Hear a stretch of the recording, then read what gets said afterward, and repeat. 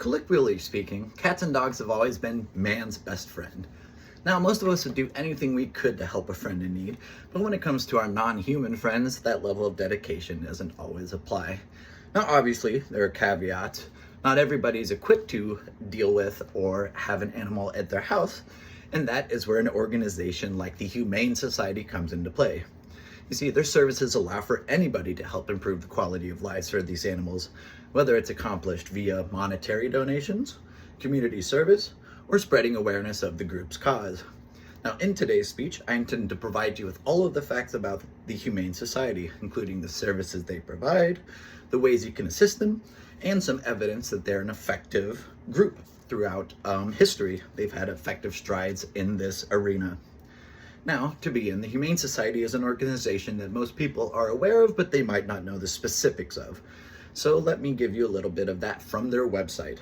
The Humane Society advocates for system-wide and long-term impact, working strategically to improve the lives of animals.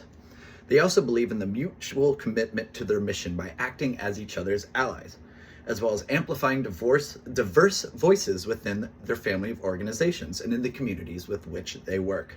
To paraphrase, inclusivity, lasting impact, teamwork, and diversity are important tenets of the Humane Society. In their efforts to improve the lives of animals, they've made inclusion and cooperation primary tenets of theirs. While all this is great to know, it might help to get an outside perspective of the group's accomplishments and history from an outside perspective. So from the website Learning to Give, we can get a little bit of information about the Humane Society's history. So, to begin, the humane movement in America got its start in the mid to late 1800s.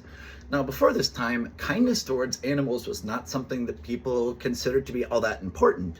The mentality of animals having been put on this earth to assist humans was pretty prevalent. Now, as this mentality was applied to the care of draft horses, one Henry Bergh founded the first protection agency for animals in the year 1866. And during this time period, just for some context, as many as 300 dogs and cats a day were being killed in New York City. Now, in the year 1954, the Humane Society was officially established in an effort to prevent cruelty to animals in laboratories, slaughterhouses, and puppy mills, going on to become the largest humane society in the United States. Now, their inception had a ripple effect throughout the country, and the impacts that they made started spreading throughout it.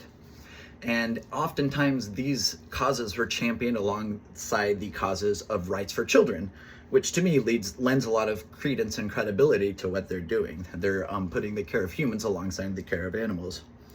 Now, understanding the way that animals have been treated in the past helps to illuminate the importance of the multitude of services that the Humane Society provides, as in recent years, the problem of animal overpopulation is dealt with in a very inhumane fashion.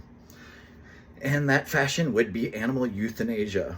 And now, according to an article from thezebra.com, approximately 3.3 million dogs and 3.2 million cats had been sheltered as of 2018. And of these, approximately 1.5 million are euthanized every year in the United States. And another 10 million animals die from abuse in the United States. And perhaps unsurprisingly, 71% of people who are cited for domestic violence also abuse their animals.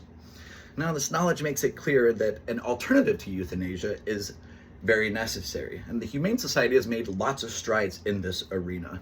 The following information comes from their website. In 2023, 2 statewide bans were enacted to prevent brutal wildlife killing contests, bringing the total to 10. 37 local humane pet store ordinances were passed, bringing the total to 480. And lastly, 4,100 complaints of animal cruelty were responded to by their global animal rescue team. Now, from a statistical standpoint, it's clear that the Humane Society is making a notable impact. And if you want to find out more information about what they're doing, just go to the website and check out the FAQ. They have a lot of good information there. Now at this point, we've established that there's a need for a group, and a group that is accomplishing and fulfilling this need, the Humane Society. And you might be wondering, what can I do to help? And thankfully, they are all about working with local communities. In Pittsburgh, Kansas, the local Humane Society branch, known as the Southeastern Kansas Humane Society, utilizes Facebook to post about upcoming events. The process of signing up for these events is frictionless and very, very simple, requiring basically an email address and a bit of contact information, as well as a bit about the types of tasks that you would like to help out with. Now, according to members of the SEK Humane Society that I spoke with during a volunteer day that they had in April of 2024, Facebook is one of the best ways to find out about upcoming events. Another thing you can find on Facebook is animals that are up for adoption. You can see pictures of them, you can find out whether or not they've been spayed, chipped, and neutered, and yeah, it's a good way to find out more about animals that are up for adoption. Now, Facebook obviously isn't the only way to find out ways to offer or find opportunities to volunteer. By going to www.thesekhumanesociety.com and clicking on the volunteer tab at the top, you can fill out a form. As far as what types of tasks you can expect to be taking on, it includes things like walking and bathing the dogs, cleaning their cages and their play areas, removing debris from the premises, and cleaning up animal waste. Now, if you're in the market for adoption, the website's a great way to do it, you see, because if you go to the adoption tab, you can sort the animals that are up for adoption by things like breed, gender, different attributes about them, their age, and perhaps if you met an animal during a prior volunteer event, if you know their name, you can search for them by that. There's two caveats to keep in mind, however. If you currently own a pet, you need to bring your pet with you when you go to interact with and meet the pet that you might be prospectively adopting, just to make sure that they get along with your pet and that they are both safe. And secondly, that there is a fee associated with this. It's not exorbitant. The last adoption drive that they had, that cost us only $10, but it's still worth keeping in mind. Now, last but not least, for people who might not have the time or the means to shelter an animal or provide their time, monetary donations and material donations are just as much appreciated. Under that same donation tab, you can find the address that your donation should be sent to. They'll accept PayPal, Visa, and MasterCard. You can set up monthly donations if you're interested in doing that. And you can also donate to them material goods such as old toys, liquid laundry soap, trash bags, wet cat and dog food, disposable latex gloves, and stainless steel food dishes. So, the Humane Society, it's an organization that has stood the test of time and has made major strides in the ways that people think about animals and their well-being in our country.